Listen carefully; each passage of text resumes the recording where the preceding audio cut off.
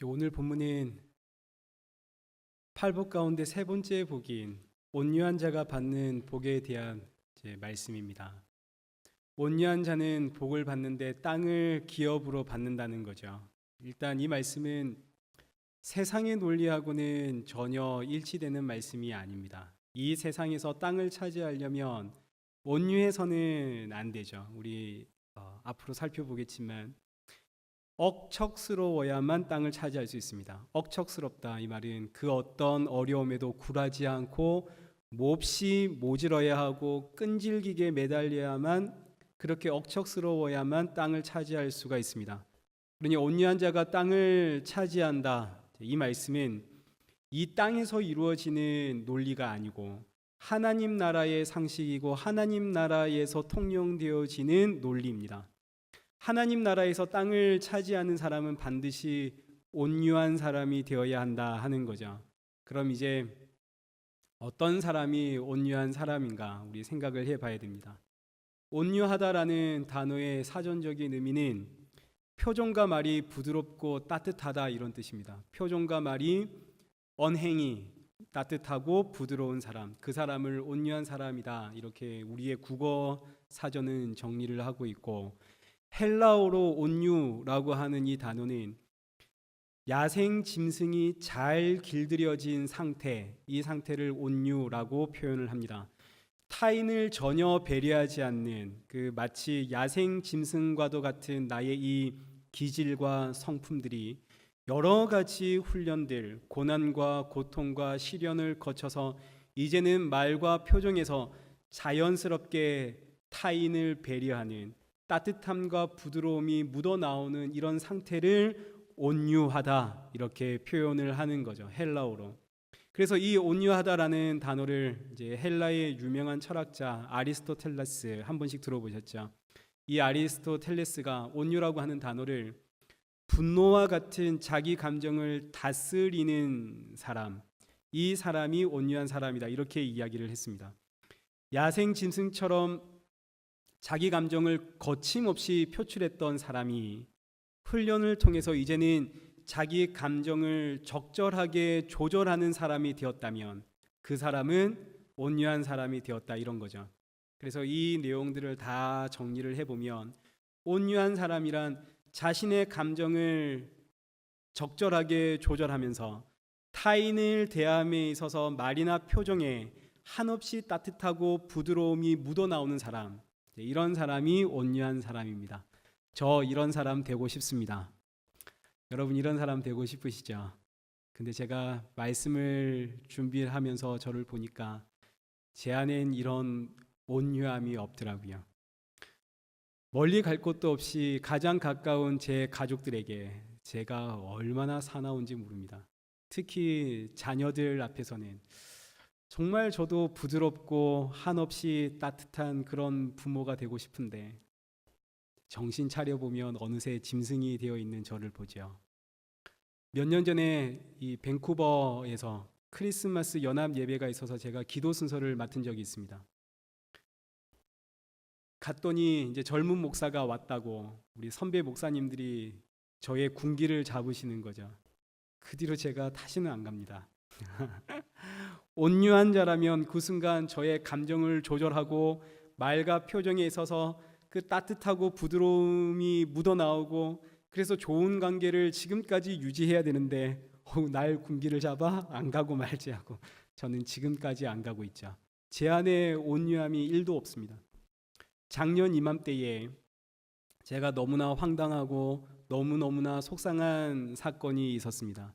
그래서 제가 어쨌게요, 전화통 바로 붙잡고 우리 권사님들께 전화해서 다 일러 바쳤습니다. 세상에 제가 이런 일을 당했다고. 그때를 돌아보면 제가 얼마나 창피한지 모릅니다. 내가 참 모자르고 덜 성숙했구나. 근데 또다시 그런 상황이 저에게 닥치면 저 어떻게 할까요? 또 저 전화통 붙잡고 이야기하겠죠. 저 너무 억울하다고. 조금만 억울해도 분해서 잠을 못 자고, 사람들이 나를 쉽게 볼까봐 점점 인상을 쓰면서 싸나워져 가고, 내 자존심 상하는 게 세상에서 제일 화가 나고 내가 이런 사람인데 사람들이 나를 알아주지를 못하니 너무 속이 상하고. 이게 누구의 이야기입니까? 우리의 모습 아닙니까? 저도 한때는 참 온유한 사람이다 이런 생각했던 적이 있었습니다.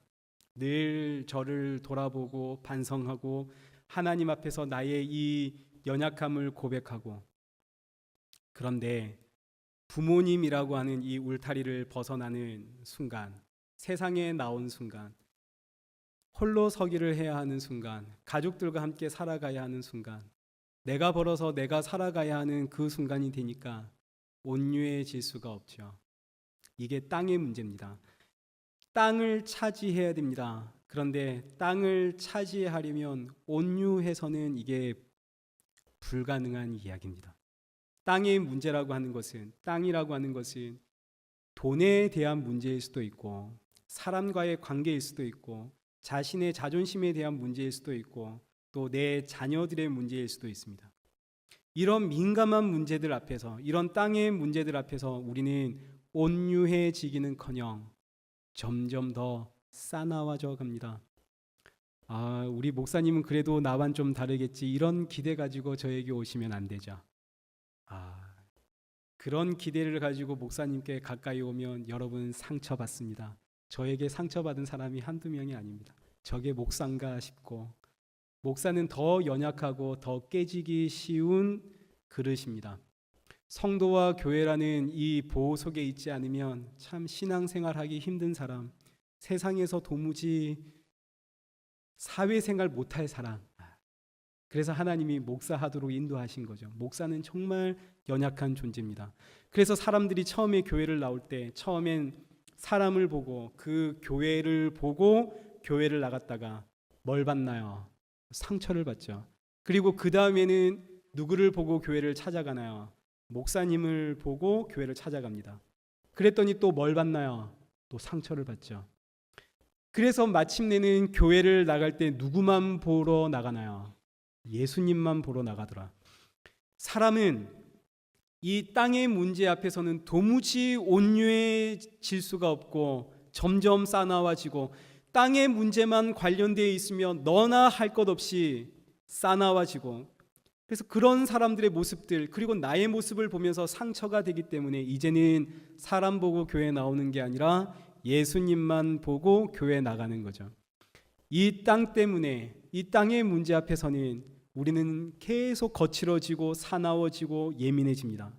근데 이런 내가 희한하게도 예수님을 볼 때, 예수님 찾아갈 때 뭔가 알 수 없는 쉼을 얻죠. 누가 가르쳐 주지 않았는데도 그래서 우리는 예수님 찾아 나옵니다. 이 땅에서 이 땅 차지하려고, 혹은 나의 땅 빼앗기지 않으려고, 손해보지 않으려고, 억울해지지 않으려고 눈을 크게 뜨고 사납게 예민하게 살아가는 내가 주일만 되면, 3일 저녁만 되면 나 예수님께 가야 돼, 거기 가야만 내가 숨을 쉬고 살 수 있어, 이러고 예수님께 나오는 거죠. 오늘 우리 그래서 이 예배당에 나온 것 아닙니까? 정확하게 뭔지 그 개념은 모르겠는데 아무튼 예수님 앞에 나아갔더니 숨이 쉬어지고 평안이 있고 쉼이 있더라. 이게 오늘 본문이 하고자 하는 메시지입니다. 온유한 자는 복이 있나니 땅을 차지한다는 메시지가 바로 이 이야기입니다. 우리는 땅의 문제 앞에서 절대 온유할 수가 없습니다. 세상의 역사만 봐도 알죠. 역사적으로 이 세상은 칼과 창으로 무장을 해야만 땅을 차지할 수가 있습니다. 지금은 자본주의 사회라 돈이 있어야만 땅을 차지하죠. 돈을 벌려면 억척스러워져야 됩니다. 온유에서는 돈을 벌 수가 없고 땅 차지할 수 없죠. 교회는 다른가? 똑같습니다. 교회 안에서 벌어지는 크고 작은 문제들 거의 대부분이 다 돈에 관련되어 있습니다. 재정 문제 때문에. 한 청년이 지난주에 저에게, 목사님, 헌금을 하고 나서 그 헌금이 어떻게 쓰였는지, 제가 나중에 돈을 많이 벌어서 헌금을 많이 하면 그 헌금이 어떻게 쓰였는지 제가 좀 알아야 되지 않겠습니까? 라고 저에게 그런 질문을 했습니다. 많은 분들이 그런 생각을 하죠. 내가 헌금을 했는데 그 헌금이 어떻게 쓰였는지 알고 싶어하는. 왜 그런 마음이 있습니까? 그 이유는 돈 앞에 민감하기 때문입니다. 다른 문제 앞에서는 온유해질 수 있고 다른 문제 앞에서는 좋은 게 좋은 거지 하고 다 넘어갈지는 몰라도 이 땅의 문제 앞에서는 돈의 문제 앞에서는 한없이 민감해지고 한없이 사나워지는 게 저와 여러분의 모습이죠. 그래서 성도는 이런 세상에서 살다가 누가 가르쳐 주지 않아도 예수님 찾아 나옵니다. 왜요? 숨 좀 쉬려고요. 예수님 찾아가야만 뭔가 쉼을 얻는 거죠. 오늘이 바로 이 이야기입니다. 수고하고 무거운 짐진 자들아 다 내게로 오라. 내가 너희를 쉬게 하리라.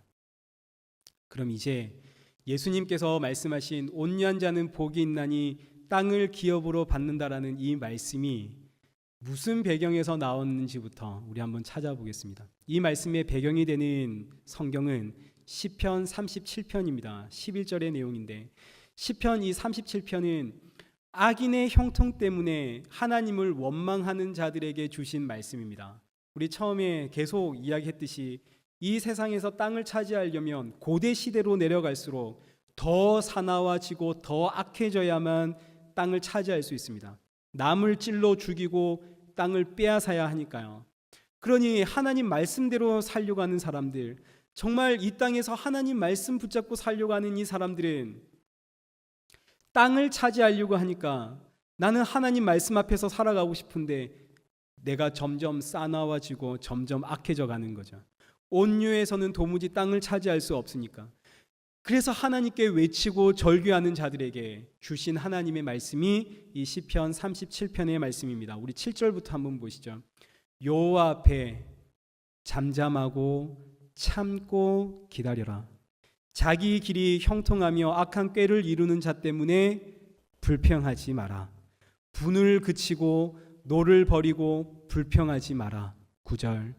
진실로 악을 행하는 자들은 끊어질 것이나 여호와를 소망하는 자들은 땅을 차지하리로다. 11절. 함께 읽겠습니다. 시작.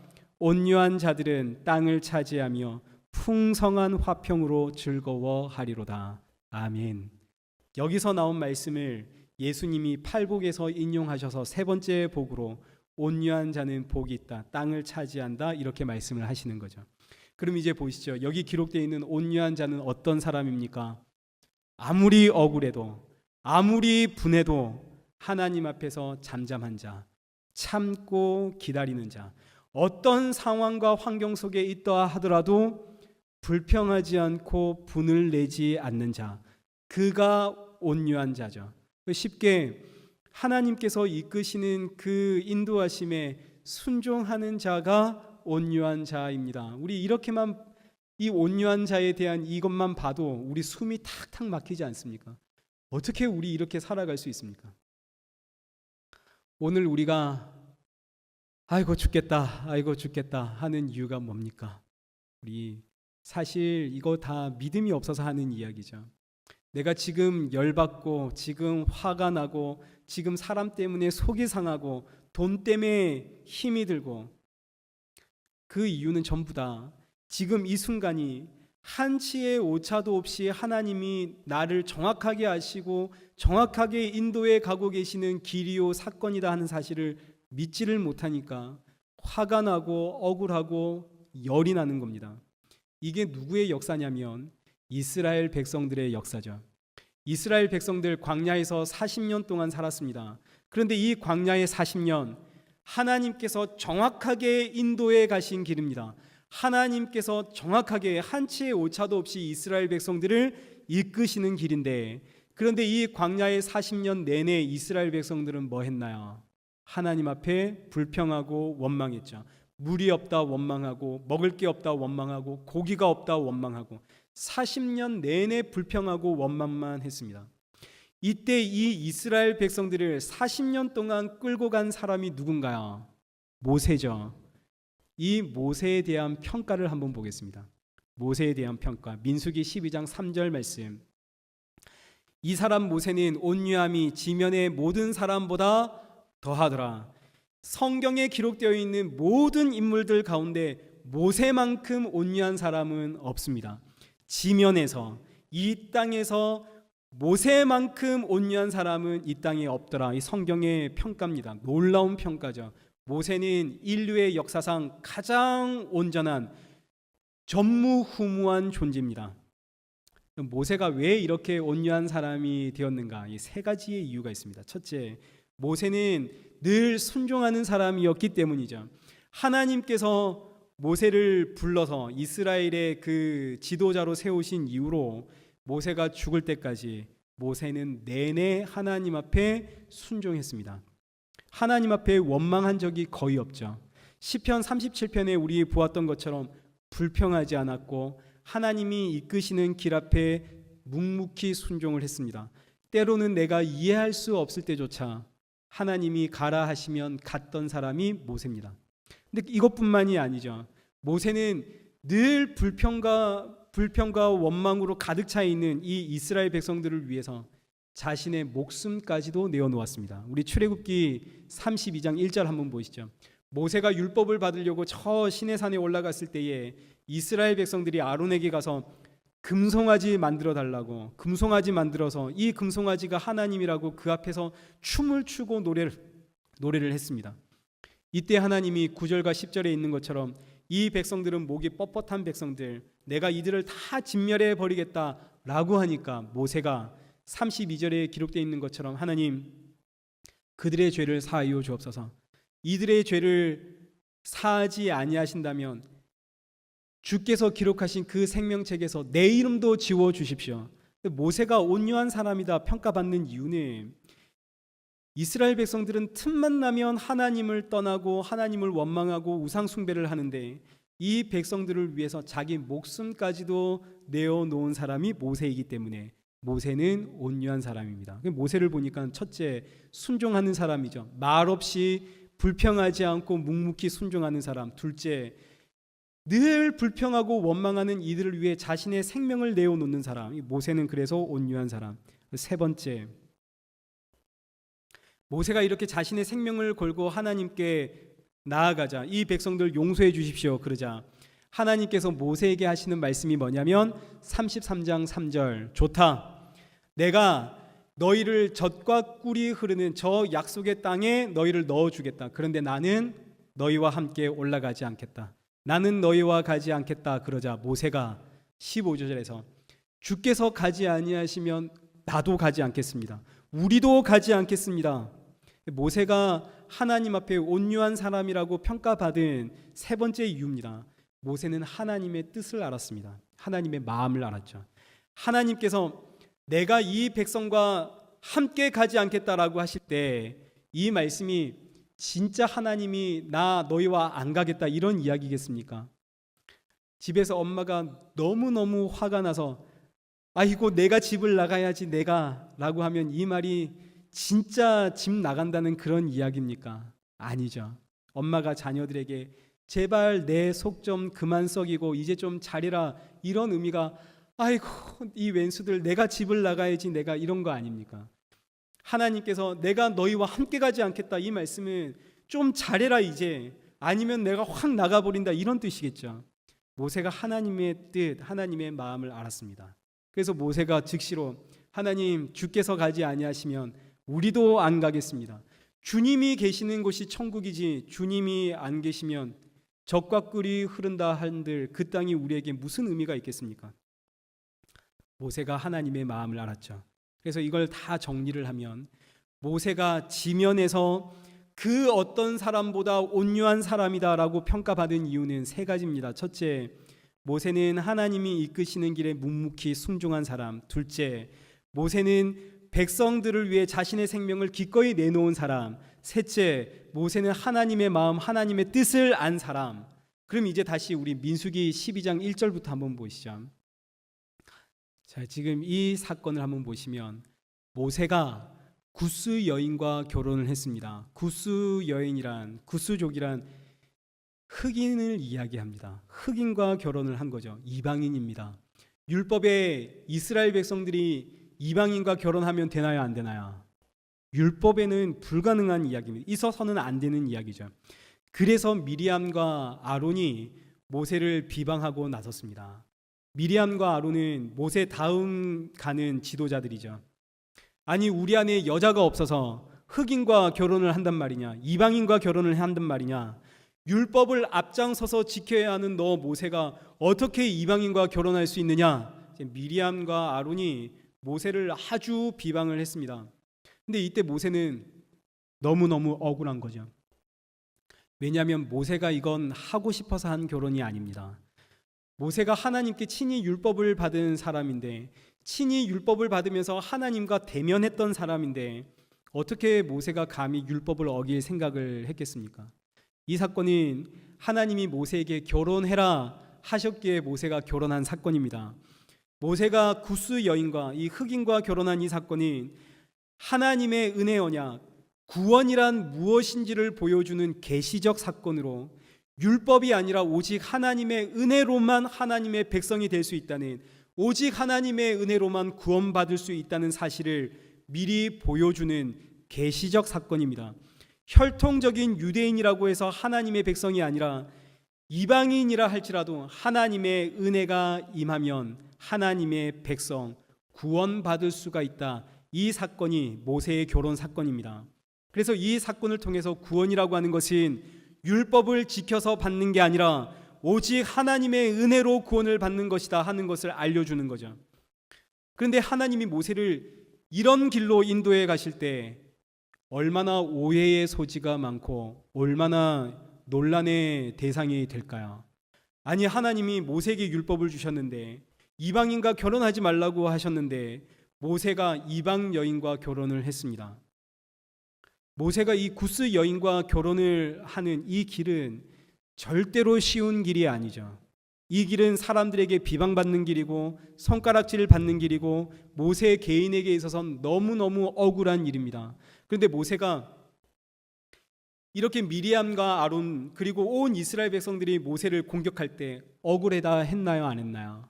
모세가 불평을 했나요? 안 했나요? 모세가 하나님이 왜 나를 이런 길로 인도하셨냐고 원망했나요? 안 했나요? 아무것도 안 하죠. 모세 묵묵히 순종합니다.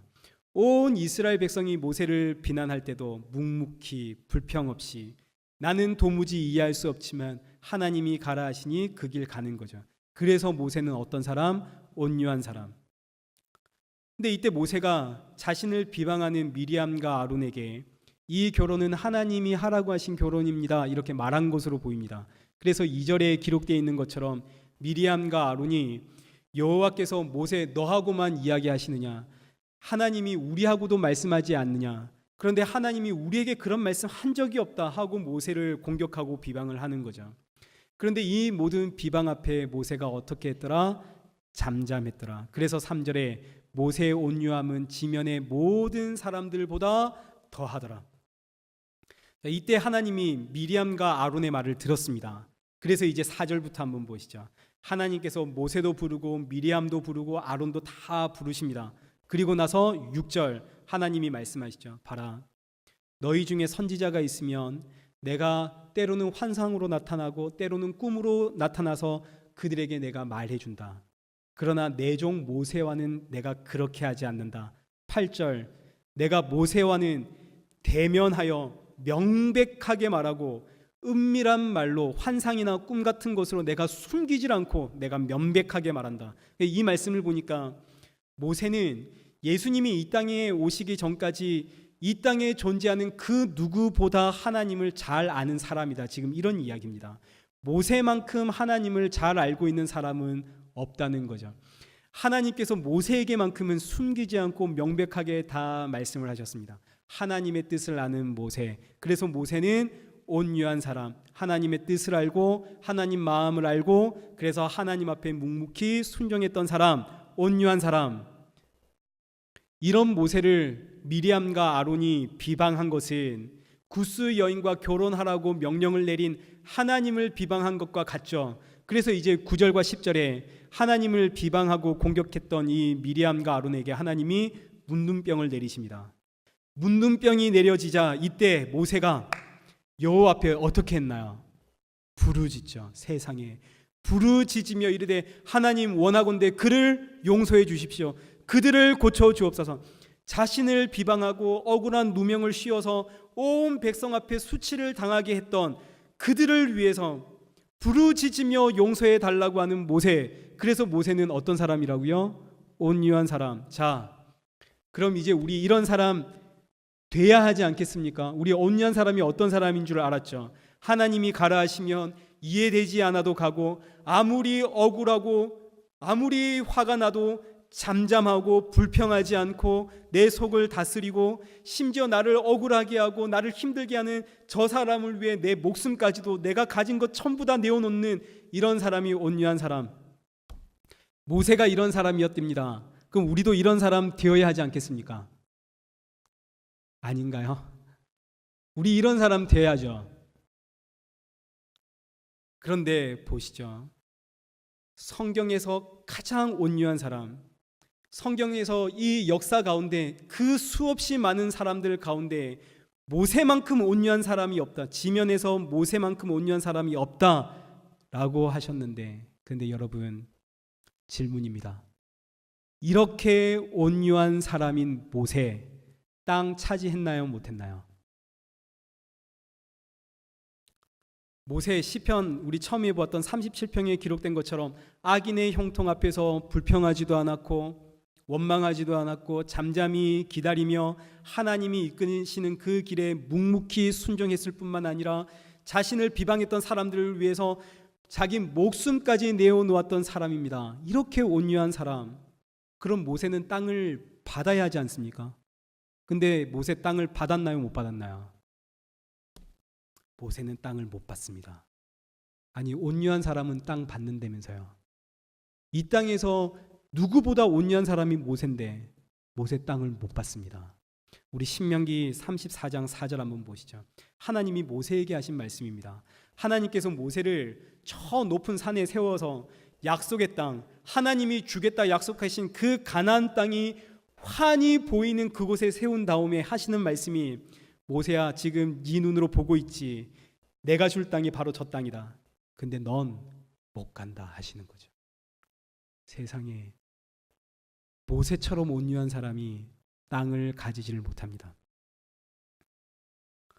모세가 땅을 받지 못하는 이유는 이런 모세조차도, 온 땅에서 모세만큼 온유한 사람이 없는데 이런 모세조차도 하나님의 기준, 하나님이 정하신 온유한 사람이라고 하는 그 기준에 미달하기 때문입니다. 그 기준에 못 미쳐도 한참 못 미치기 때문이죠. 모세를 보시면 모세가 항상 하나님 앞에 순종했던 건 아니죠. 모세가 항상 이스라엘 백성들을 위해서 자신의 목숨을 내놓은 것도 아니죠. 모세가 하나님의 모든 마음을 다 안 것도 아니죠. 그러니까 모세는 하나님 보시기에 온유한 사람이 아닙니다. 사람들 사이에서는 가장 온유한 사람이다 라고 평가를 받지만 하나님 앞에선 그는 온유하다라는 그 기준에 도달할 수가 없는 자입니다. 이제 이 사건이 어디에 기록되냐면 민수기 20장 7절 한번 보시죠. 광야에 물이 없어서 온 이스라엘 백성들이 원망을 할 때에 하나님께서 모세에게 반석에 가서 물을 내라 라고 반석에게 명령을 해라. 그러면 반석에서 물이 나올 것이다 그랬습니다. 그런데 10절에 기록된 것처럼 모세가 반역한 너희여 들어라. 우리가 너희를 위해서 이 반석에서 물을 내랴. 모세가 너무너무 화가 난 거죠. 너무너무 속이 상하고 화가 나서 손을 들어서 지팡이로 이 반석을 2번 내리쳤습니다. 근데 세상에 이 사건 때문에 12절 하나님께서 모세에게 네가 나를 믿지 않았고 나의 거룩함을 나타내지 않았기 때문에 너는 약속의 땅에 못 간다 이렇게 하는 거죠. 세상에 반석에 가서 물 나와라 이렇게 명하는 거나 반석을 지팡이로 2번 치는 거나 이게 뭐가 그리 대단한 일이라고, 반석 2번 친 게 뭐가 그리 큰 일이라고 하나님께서 모세 넌 약속의 땅에 못 간다 이러시는 거죠. 이게 무슨 이야기입니까? 이 땅에서 가장 온유하다는 모세조차도 하나님 앞에선 온전하게 순종하지는 못하더라. 자신의 혈기와 자신의 그 분기를 다스리지를 못하더라. 그래서 이 땅에서 가장 온유하다 평가받는 모세조차도 하나님의 땅을 받을 자격이 있다 없다? 없다, 이 이야기죠. 모세를 통해서 이 땅에서, 이 지면에서 가장 온유한 사람이라는 모세조차도 땅을 기업으로 받을 자격이 없다면 이 땅에 존재하는 모든 인간들, 하나님의 약속의 땅에 들어갈 자격이 있습니까? 없습니까? 없다는 이야기입니다. 사람의 능력으로는, 사람의 성품과 인격으로는, 사람이 아무리 온유한 사람이 되려고 노력하고 훈련했다 한들 그런 모습으로는 하나님 나라에 들어갈 자격이 있습니까? 없습니까? 없다는 이야기입니다. 사람은 온유한 사람이 될 수가 없다는 거죠. 하나님 기준에 있어서. 하나님 기준에 합당한 사람, 하나님 보시기에 땅을 차지할 만큼 온유한 사람은 이 땅에 존재하지를 않습니다. 그러니 오늘 우리 가운데 좀 더 온유한 사람이 있을 수는 있습니다. 정말로 자기 죄를 알고 애통하며 자기 반성을 하다가 보다 오래 참게 되어지고 보다 따뜻한 사람이 되어지고 세상 사는 게 다 그렇지 하며 사람을 더 이해해주고 부드러운 그런 온유한 사람이 우리 가운데 있을 수는 있지만, 그러나 그렇게 온유해진 것으로는 하나님이 약속하신 땅 차지할 수가 없습니다. 온유한 사람이 되려고 아무리 노력하고 애써도 그 사람은 땅 차지할 수가 없습니다. 그럼 대체 이게 뭔 소리입니까? 온유한 자는 땅을 받는다면서요. 그런데 이 땅에서 가장 온유한 사람도 땅을 받지를 못한다면 이게 대체 무슨 이야기입니까? 계시의 이야기입니다. 계시. 모세는 누구의 그림자인가요? 예수님의 그림자죠. 모세는 하나님이 이끄시는 길에 아무리 억울해도 묵묵히 순종했던 사람, 하나님의 뜻을 알든 모르든 순종했던 사람, 비방하는 자를 위해서 기꺼이 자신의 목숨을 내놓았던 사람. 그러나 이런 모세도 완전한 순종을 못했고 완전히 온유한 자는 못 되어서 땅을 못 받습니다. 근데 이 모세는 그림자에 지나지 않습니다. 그러니 온유한 자는 땅을 받는다라는 이 말씀은 오늘 우리가 이룰 수 있는 말씀이 아닙니다. 이거 누가 이루셔야 하나요? 하나님이 이루셔야죠. 하나님의 말씀은 오직 하나님만이 이루실 수 있습니다. 그래서 그 하나님이 이 땅에 오셨죠. 이 말씀 이루러 오셨습니다. 그 하나님이 누구신가요? 예수 그리스도. 그래서 온유한 자는 땅을 받는다라는 이 말씀은 오직 메시아 예수님만이 이룰 수 있는 말씀이고, 그 예수님만이 온유한 자로서 하나님의 그 기준에 완벽하게 합당한 자로서 하나님이 준비하신 그 땅을 받게 되어집니다. 그래서 온유한 자가 차지한 그 땅을 골로새서 1장 13절에서 보시면 누구의 나라라고 이야기하나요? 아들의 나라, 이렇게 이야기하는 거죠. 온유한 자가 땅을 받았습니다. 그 땅의 이름은 아들의 나라입니다. 아들의 나라. 오직 예수님이 그 땅을 받으셨다라는 이야기입니다. 오늘 우리는 온유한 자가 아닙니다. 우리는 흑암의 권세에 사로잡혀 있는 자들이고, 이런 우리를 흑암의 권세에서 건져내서 그 사랑의 아들의 나라로 옮겨주시는 분이 온유한 자로서 땅을 차지하신 그 예수 그리스도입니다. 그러니 온유한 자는 복이 있나니 땅을 기업으로 받는다는 이 이야기는 누구의 이야기인가요? 예수님의 이야기요. 예수님을 믿으라는 이야기입니다. 여러분, 예수님 믿으십시오. 예수님 믿는 믿음을 구하십시오. 이 흑암의 권세에서 나를 들어 그 사랑의 아들의 나라로 옮겨주실 그 예수님을 구하십시오. 이것이 성도의 기도의 제목이고, 이 사실을 깨닫는 자는 복이 있다 이거죠. 그래서 이 세 번째 복, 온유한 자는 복이 있나니 땅을 기업으로 받는다. 이게 오늘 이 이야기입니다. 여러분, 온유한 자가 되려고 하면 안 됩니다. 온유한 자이신 예수님을 믿으셔야 됩니다. 이건 완전히 다른 이야기입니다. 내가 온유한 자가 돼야지 하는 이야기는 내가 예수님이 돼야지, 이런 이야기입니다. 그래서 오늘 이 땅에 지금 예수가 얼마나 많은지를 모릅니다. 여기도 예수고 저기도 예수입니다. 다 자기가 잘났고 다 자기가 온유한 자가 되려고 그렇게 노력하고 애쓰고 발버둥을 치고 있습니다. 성도는 온유한 사람이 되는 게 아니라 온유한 자이신 예수 그리스도를 믿는 자가 성도입니다. 예수님을 믿으면 그 예수님으로부터 온유라고 하는 열매가 절로 맺혀지는 것이지, 온유한 자가 되어보자, 그렇지 않습니다. 그렇게 해선 절대 온유한 자 될 수가 없습니다. 그래서 예수님께서 하시는 말씀이 마태복음 11장 28절, 수고하고 무거운 짐진 자들아 다 내게로 오라, 내가 너희를 쉬게 하리라. 나는 마음이 온유하고 겸손하니. 예수님만이 온유하신 분입니다. 온유하신 그 예수님이 오늘 저와 여러분을 초청하시는 거죠. 내게로 와라, 내게로 와라. 수고하고 무거운 짐진 자들아 다 내게로 와라. 내게로 와야만 약속의 땅, 이 아들의 나라, 하나님이 주신 이 천국을 너희가 기업으로 받을 수 있다. 그러니 내게로 나와라. 그래서 오늘 우리는 이 땅에서 살기 위해 점점 억척스러워져 가고 점점 싸나워져 가고 점점 인상이 써져 가는데, 주일만 되어지면 예수님 찾아 나옵니다. 예수님께 나오면 숨이 쉬어지고 왠지 편안해지죠. 그동안에는 왜 그런 줄 몰랐는데 알고 봤더니 예수님이 나를 초청하셔서 그렇습니다. 예수님의 피로 나를 값주고 사셔서 그 예수님이 나를 초청하시니, 이 세상에서 그렇게 억척같이 살아가다가 주일만 되어지면, 3일 저녁만 되어지면, 예배 시간이 되어지면 없는 시간까지 만들어서 예수님 뵈려고 찾아 나오죠. 그전엔 왜 이렇게 교회 나가는지 몰랐는데 알고 봤더니 예수님이 나를 초청하셔서, 그 예수님께 갔더니 쉼이 있어서, 그 예수님께 나아갔더니 그 다음에 예수님이 하시는 말씀이 뭐냐면, 내게로 와라. 내게로 와서 뭘 배워라? 나의 멍에를 배워라. 그리하면 너의 마음에 쉼이 있을 것이다. 나의 멍에는 쉽고 내 짐은 가볍다. 예수님께서 우리를 초청하신 다음에 쉼을 주기 위해서 우리에게 뭐라고 하시냐면, 와서 나의 멍에를 배워라. 그래서 주일마다 우리는 와서 사실은 예수님 앞에 나오면 나도 모르는 사이에 예수님의 그 멍에를 배우고 돌아갑니다. 예수님의 멍에가 뭔가요? 예수님의 짐이 뭡니까? 십자가죠. 십자가는 죽음입니다. 십자가는 인류가 만들어낸, 인류 역사상 가장 고통스러운 사형 제도로 죽음이라고 하는 그 고통을 오랫동안 받으며 천천히 죽으라고 만들어 놓은 게 십자가입니다.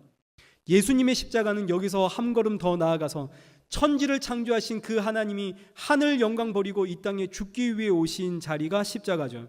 세상에 억울한 일이 있다면 이보다 더 억울한 일이 어디 있고, 힘든 일이 있다면 이것보다 더 힘든 일이 어디 있겠습니까? 화가 나는 일이 있다면, 자존심 상하는 일이 있다면 이것보다 더한 일이 어디에 있겠습니까? 그런데 예수님께서 오늘 우리에게 바로 이걸 배우고 가라는 거죠. 그래서 성도는 예수님께 나오면 알든 모르든 이거 배우고 돌아갑니다. 예수님께서 나에게로 와라. 나는 하늘 영광 버리고 십자가를 졌다. 그런데 나는 억울하지 않다. 나는 자존심 상하지도 않다. 나는 하나님을 원망하지도 않는다. 그러니 나에게로 와서 나의 이 순종과 나의 이 믿음과 나의 이 헌신을 배워라. 이게 전부 다 무슨 이야기입니까? 쉽게 너도 나랑 같이 십자가에서 죽자, 이 이야기입니다. 나와 함께 십자가에서 죽자. 십자가에서 나와 함께 죽는 법을 배우면 너의 마음에 쉼이 있다. 우리는 알게 모르게 십자가에서 죽고 돌아가죠. 그래서 예수님께 나오면 우리는 쉼이 있습니다. 우리는 이 세상에서 땅 차지하기 위해서 얼마나 사나워져 가는지 모릅니다. 갈수록 독해져 가고 악해져 가고 사나워져 가고 인상은 점점 그려져 가고, 그런데 예수님과 함께 십자가에서 죽는 법을 배우면 이렇게 독하고 사나워진 나를 위해 천지를 창조하신 그 하나님이 하늘 영광 버리고 십자가에서 죽으셨다는 사실을 깨닫게 되고, 저 십자가에서 죽으심으로 땅을 차지하신 하나님이 이제 나를 그 영원한 사랑의 아들의 나라로 옮겨 놓았다라는 사실을 깨닫게 되어지면, 그 순간만큼은 이 세상에서 땅 차지하기 위해 아둥바둥 살아가던 그런 내 모습에서 자유함을 얻고 쉼을 얻게 된다는 이야기죠. 그래서 나는 이미 땅을 차지한 사람이구나. 나 지금 이 땅에서 이거 땅 차지하려고 아둥바둥 거릴 이유가 없구나. 내가 점점 사나워질 이유가 없구나. 나는 이 땅에서 죽은 사람이지. 이미 나에겐 땅이 있구나. 평안이 찾아오고 쉼이 찾아오는 겁니다. 그래서 다시 우리 시편 37편 11절, 온유한 자는 땅을 차지하며 풍성한 화평으로 즐거워하리라. 이 이야기가 바로 이 이야기죠. 예수님을 믿는 자. 그래서 예수님과 함께 십자가에서 죽을 때마다 성도는 이 땅에서 자유함을 맛보고 풍성한 화평으로 쉼을 얻게 되어집니다. 알든 모르든 우리는 이 쉼을 얻고 돌아가죠. 그러니 온유한 자는 복이 있으니 땅을 기업으로 받을 것이라. 이 말씀은 예수 믿고 예수님과 함께 십자가에서 죽는 자는 복이 있다, 이런 이야기가 되어집니다. 그 자는 이 땅에서 쉼을 얻습니다. 근데 여러분, 이게 내 뜻대로 됩니까? 예수님과 함께 십자가에서 죽는 것, 그것조차도 우리는 내 뜻대로 안 되죠. 그래서 십자가로 나아가는 것, 이것이 성도의 기도의 제목입니다. 십자가로 나아가는 것이 성도의 기도의 제목이요. 그래서 하나님, 나 십자가에서 예수님과 함께 죽고 싶습니다 라고 나아갈 때에 늘 나를 돌아보면 나는 늘 죽지를 못해서, 예수님과 함께 죽지를 못해서 가슴을 치는데 나는 온유한 사람이 아니라는 걸 너무나 잘 알아서 하나님 앞에 너무나 죄송스럽고 창피한데, 그런데 이런 내 모습을 볼 때 세상은, 야, 저 사람 참 온유하다, 저 사람은 어쩜 저렇게 온유할까가 되는 거죠. 그래서 성도의 온유함이란 우리는 자각하지를 못합니다. 나는 온유한 사람이 되려고 노력한 적도 없습니다. 나는 나를 볼 때 절대로 온유한 사람이 아니죠. 온유한 자가 되보려고 노력해 본 적도 없습니다. 그저 나는 예수님과 함께 십자가에서 죽으려고 했을 뿐입니다. 그런데 세상은, 야, 저 사람 참 온유하구나. 그래서 온유는 내가 연습하고 훈련해서 나오는 것이 아니라 십자가에서 예수님께 붙어 있을 때 예수 안에서부터 자연스럽게 흘러나오는 우리 안의 열매지. 그런데 어떻게 된 게 오늘날 이 시대는 성도가 예수님의 십자가로 나아가려고 하지 않고 이 온유라고 하는 것, 이것 자체 하나 붙잡고, 그래 온유해지면 땅을 얻는데 온유한 사람이 되자 부지런히 온유한 사람이 되려고 노력을 하는 거죠. 그래서 나온 이야기가 성도의 삶에는 반전이 있고 성도의 삶에는 역전이 있다고. 온유하게 살면, 이 땅에서 좀 바보같이 살면, 이 땅에서 오래 참고 살면 마지막 그날에 하나님께서 땅을 주시는, 완전히 역전시켜 주시는 놀라운 반전이 우리에게 있다고. 온유한 사람이 되자고, 그 하나님 믿고 살자고. 이게 여러분 불신앙입니다. 그 마지막 날 한번 가보십시오. 진짜 반전이 있는지. 반전이 있겠죠. 하나님이 누구냐 넌 하실 겁니다. 예수님의 십자가로 가지 않고 내가 온유한 사람이 되어서 땅 차지하려고 하면, 그래서 그 땅 차지했다면 그 땅 지옥입니다. 성도의 기업은 예수님 뿐이십니다. 온유하신 예수님이 이미 땅을 차지하셨고, 땅을 차지하신 그 예수님이 이제는 우리 성도의 유일한 기업이 되는 거죠. 그래서 찬송가 435장에 나의 영원하신 기업 생명보다 귀하다. 생명보다 귀한 나의 영원하신 기업 예수 그리스도. 그래서 성도는 나의 기업 되시는 예수님 믿고 예수님과 함께 십자가에서 죽는 그 죽음을 배우는 그 자가 성도입니다. 이것이 오늘 우리의 기도의 제목이요. 예수님과 함께 십자가에 죽는 그 죽음을 경험할 때, 그 순간 내 안에 예수님이 사시는 그 잠깐의 자유와 평안과 온유를 맛보는 것이 우리 성도들의 가장 큰 은혜입니다. 이 은혜를 맛보며 사는, 이 은혜를 누리며 사는 저와 여러분 되시길 축원합니다.